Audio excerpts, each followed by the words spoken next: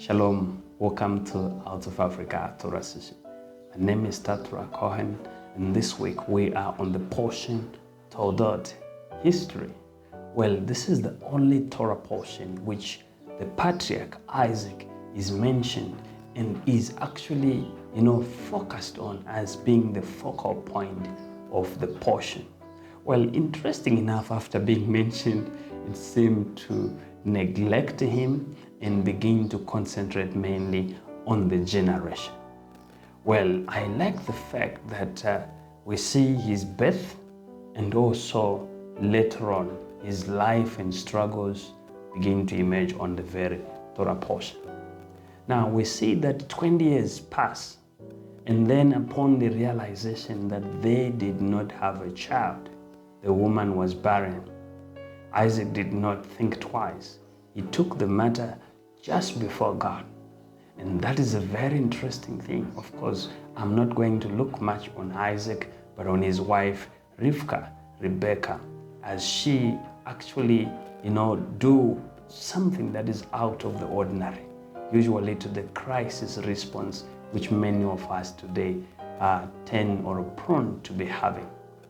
Now, today, in as much as this Torah portion talks much about many things, the struggles between the children, the preferential love from the parents, the mode of parenthood and so forth. Today, I just want to look at how do we respond when we are faced with crisis.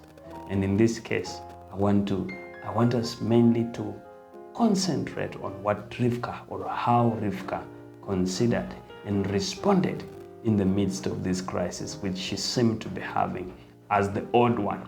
There are problems or crises or troubles which we face those challenges. They seem to be singling you as the odd one out. And that's exactly was the situation with Rivka in this case. Now, you would see that upon Isaac having, being fed up with the barrenness of the wife, he took the issue before God. And God, obviously, responded immediately. And then she was pregnant, but not unusual pregnant. She was with twins, but not usual twins. These were two nations who were at rivalry just upon inception.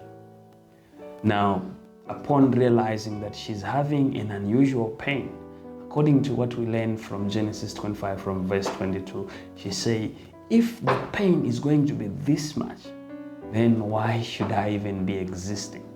This is the question most of us, when we're faced with difficulty, we tend to ask ourselves, we tend to also doubt even the reason or the existence, that why should we even exist if we should face such?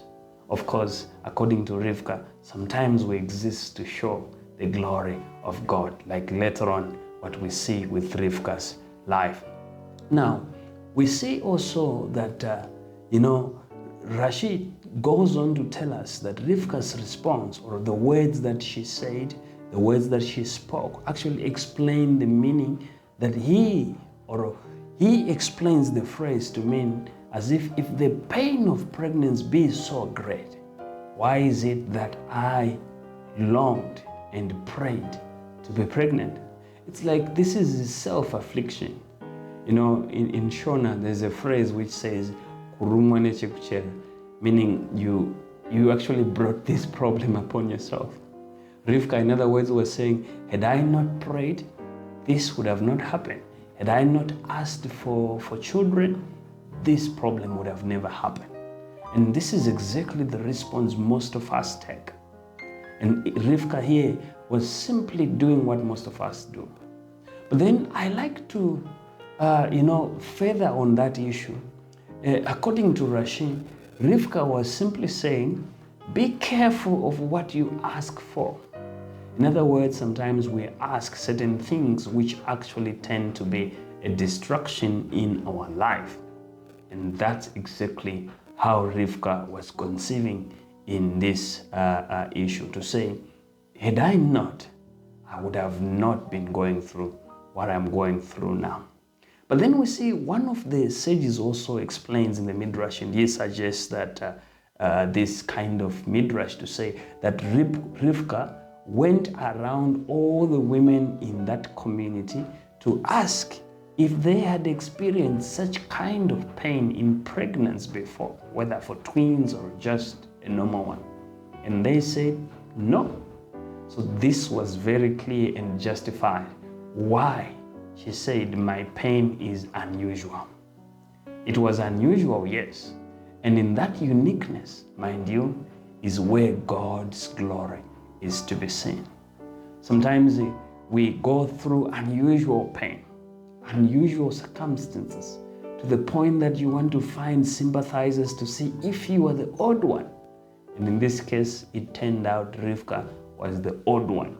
The pain of her pregnancy was not normal, like what we see in the scripture and also explained in the Midrash. And we see one of also the Midrash also says that the nature of Jacob and Esau's struggle in the Midrash, it is indicated that the boys were very much at war with each other in the spiritual sense. And the children struggled together within her. This is how the Torah puts it.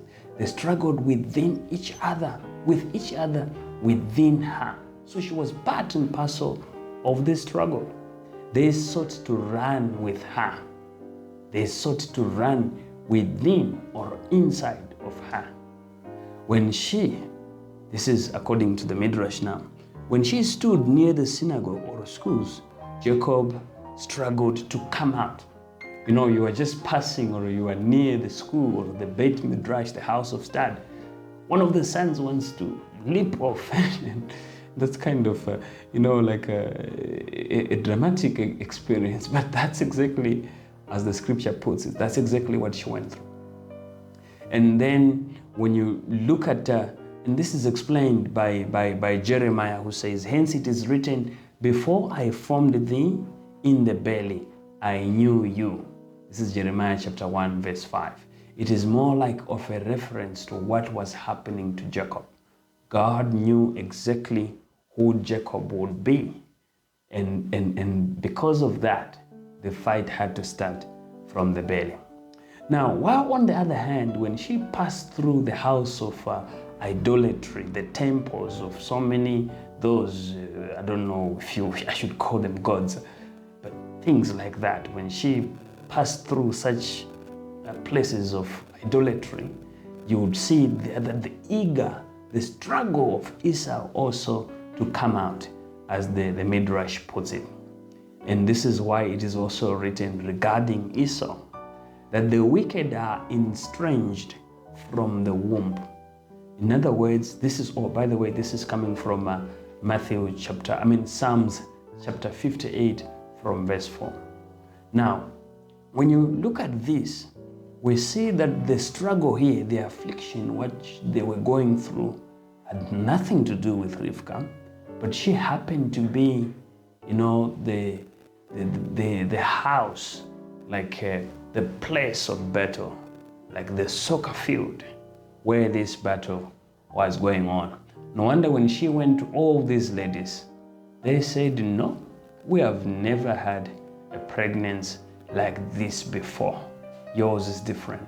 And by it being so different, it actually gave her much pain and struggle, because then you ask yourself, why should I live? And not only why should I live, why did I even have to ask for a child if this child was going to be this trouble? Now, my message to you is this question. How do you respond at the face of crisis?